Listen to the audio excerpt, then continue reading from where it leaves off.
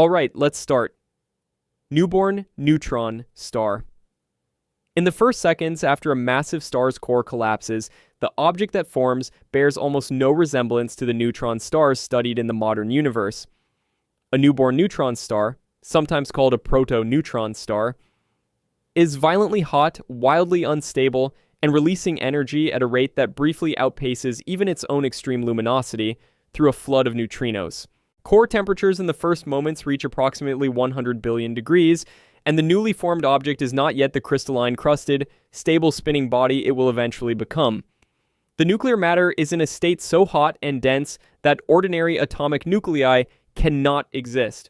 It is a sea of free quarks, leptons, and nuclear debris being compressed into an object roughly 20 kilometers across in a fraction of a second.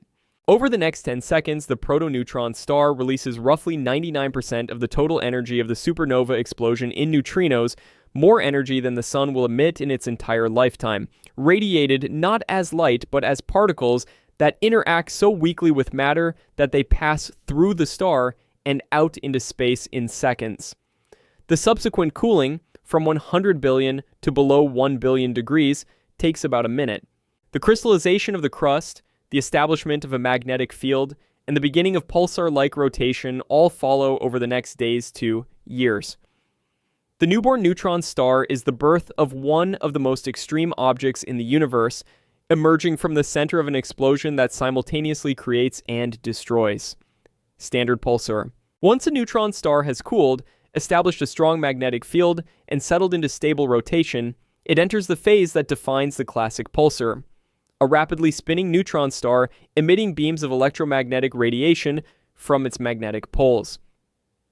The term pulsar comes from the apparent pulsing of the signal as the beam sweeps past Earth with each rotation, like the sweep of a lighthouse beam.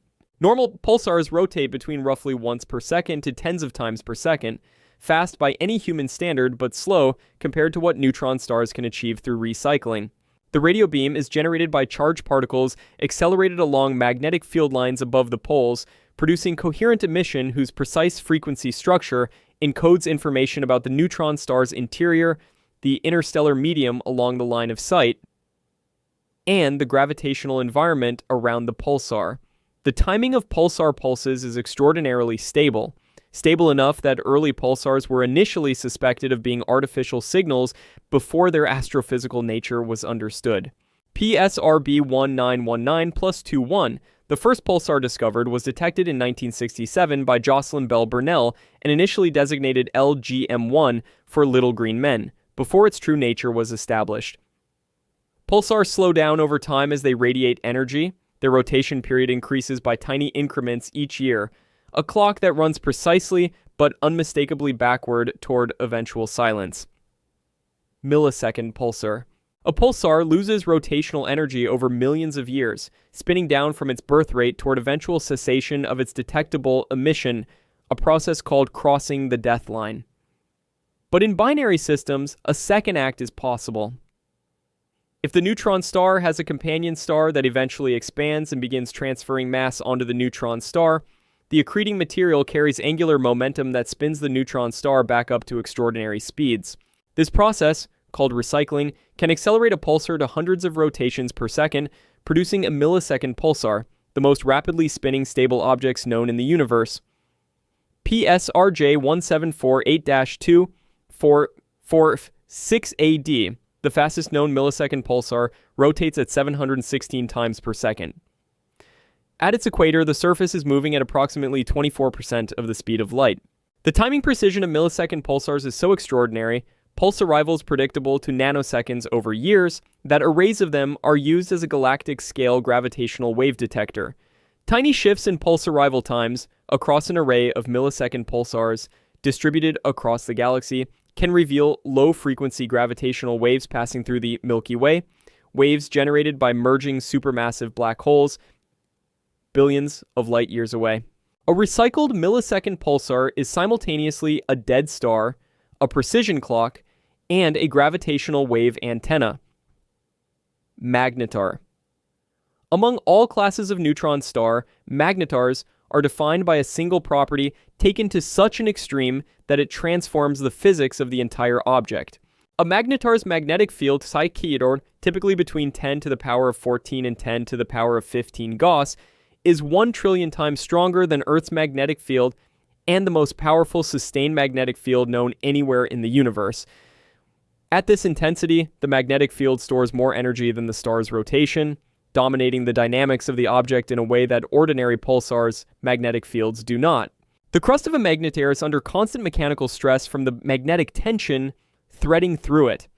When the stress exceeds the structural strength of the crystalline neutron-rich crust material, a substance with no analog in any laboratory on Earth, the crust fractures, releasing a burst of gamma rays and X-rays detectable across the galaxy in an event called a Magnetar flare.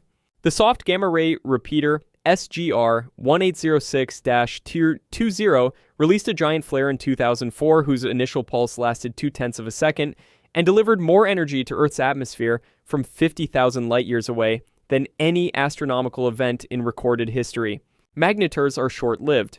The field decays over roughly 10,000 years, leaving behind what eventually becomes an ordinary neutron star, as if the most violent phase of the object's existence was simply a temporary weather system imposed on its underlying structure. X-ray binary neutron star. Isolated neutron stars cool and fade over millions of years. But in binary systems, a neutron star can maintain high luminosity for millions to billions of years by accreting material from a companion star. An X-ray binary neutron star receives a continuous stream of hydrogen and helium from its companion, either through direct mass transfer in a close orbit or through capturing material from the companion's stellar wind, which spirals inward and forms an accretion disk around the neutron star. As the material falls through the strong gravitational field and compresses against the neutron star's surface, it heats to temperatures of tens to hundreds of millions of degrees and emits brilliantly in X-rays. The X-ray luminosity of an accreting neutron star can rival the output of 100,000 suns. Periodically, the accumulated layer of hydrogen and helium on the neutron star surface reaches the ignition threshold for nuclear burning, producing thermonuclear X-ray bursts, brief flares of additional luminosity lasting 10 to 100 seconds that repeat as the accumulation cycle restarts. X-ray binary neutron stars are the universe's most persistent thermonuclear reactors, powered by the gravity of a dead star feeding on its living companion, operating on timescales that dwarf any nuclear process achievable under laboratory conditions. Central compact object. Within the expanding shells of some supernova remnants, the neutron star left behind at the explosion's center presents a puzzle. These objects, one is called central compact objects, or CCOs, are detected in X-rays as bright point sources at the geometric center of young remnants, but they show none of the properties expected from standard pulsars. They show no detected radio emission. They show no measurable spin-down rate, suggesting either an unusually weak magnetic field or a field buried beneath a layer of material that fell back onto the star shortly after the explosion. Their X-ray spectra suggest surface temperatures of a few million degrees, consistent with a young neutron star still cooling from its formation.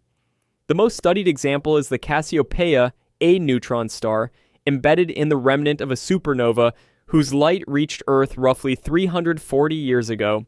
Observations of this object over just a decade revealed its surface cooling in real time, a direct measurement of neutron star thermal physics that constrained models of the nuclear matter state in the interior. Central compact objects represent neutron stars caught in an early transitional phase. Objects still carrying the imprint of their violent birth, not yet settled into the canonical behavior of an ordinary pulsar, and revealing through their silence details about the interior physics of the most extreme matter in the universe. Isolated neutron star. Not all neutron stars exist in binary systems or within supernova remnants. Some have been separated from any companion, ejected from their birth region by the asymmetric kick of the supernova explosion, and now drift alone through interstellar space, cooling gradually and fading over millions of years. The Magnificent Seven is the informal name given to a group of 7 nearby isolated neutron stars detected in soft X-rays by the ROSAT satellite. Objects close enough that their thermal emission is still detectable despite their age of millions of years, and unusual enough that no radio pulsar emission has been detected from any of them. Their X-ray spectra show spectral features that have been interpreted as evidence of a neutron star atmosphere. exotic plasma behavior in the extreme magnetic and gravitational environment of the surface. These objects are gradually revealing the cooling physics of neutron stars. The rate at which the interior heat dissipates through the crust and is radiated away provides information about the composition of the nuclear matter inside, including whether exotic states like quark matter may be present at the core. Isolated neutron stars are, in a sense, the universe's most inaccessible physics laboratories, conducting experiments in nuclear matter properties at densities unreachable in any facility on Earth, and reporting the results in the form of slowly cooling X-ray emission visible across hundreds of light years. Double neutron star binary. Two neutron stars can orbit each other, the product of two successive supernova explosions, in what was originally a binary star system, where both stars were massive enough to end their lives in a core collapse. The resulting pair orbits in a gravitational dance so precise that the system serves as one of the most powerful tests of general relativity ever devised. The Hulse-Taylor binary pulsar, PSRB 1913+16, discovered in 1974, provided the first indirect evidence for gravitational wave emission. By measuring the gradual decay of the pair's orbital period over years, consistent with energy being carried away as gravitational waves at exactly the rate predicted by Einstein's theory, Russell Hulse and Joseph Taylor earned the Nobel Prize in Physics in 1993. The orbital decay is measured in microseconds per year, accumulated over decades of timing observations of the pulsar's precisely timed pulses. Eventually, double neutron star binaries spiral together and merge in a kilonova, releasing gravitational waves detectable by instruments like LIGO and simultaneously producing a short gamma-ray burst and the synthesis of heavy elements. The first directly detected gravitational wave signal from a neutron star merger, GW 170817 in 2017, confirmed a theoretical prediction that had been building for decades, that the universe's most precise clocks would eventually collide, and that their collision would be the loudest event we had yet learned to hear. Pulsar Wind Nebula. A young, rapidly spinning pulsar does not simply emit radio beams and slowly spin down. It powers an outflow.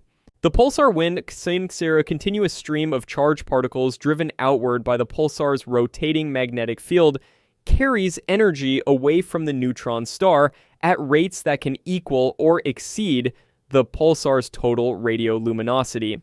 When this wind slams into the surrounding supernova remnant or interstellar medium, the particles are shocked and accelerated to relativistic velocities, producing synchrotron radiation, light emitted by relativistic electrons spiraling around magnetic field lines, visible across the electromagnetic spectrum from radio to gamma rays.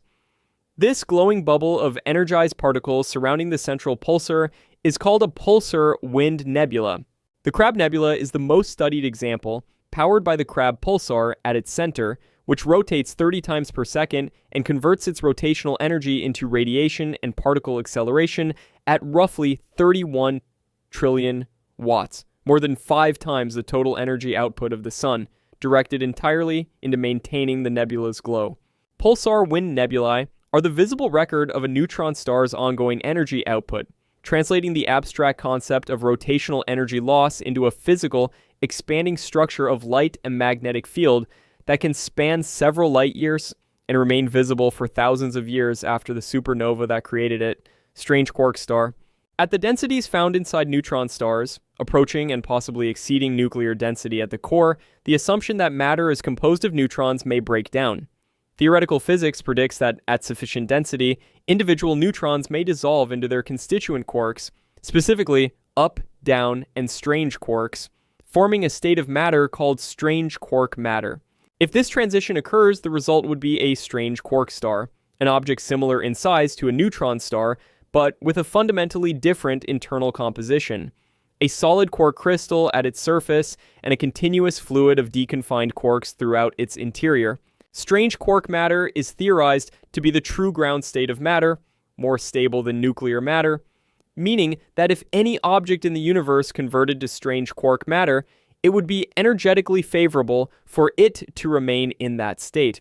This would make strange quark stars more compact than neutron stars of the same mass and potentially distinguishable through subtle differences in their X-ray spectra, cooling rates, and tidal deformability measured during binary mergers.